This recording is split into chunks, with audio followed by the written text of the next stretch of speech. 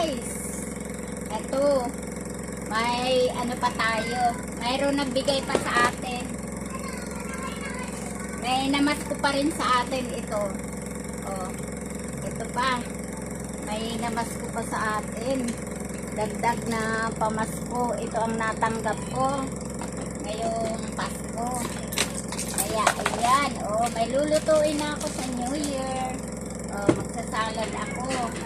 Ito pa. Oh. Oh. Ito. Kaya magsasalad ako kasi may panghalo na ako. O yan.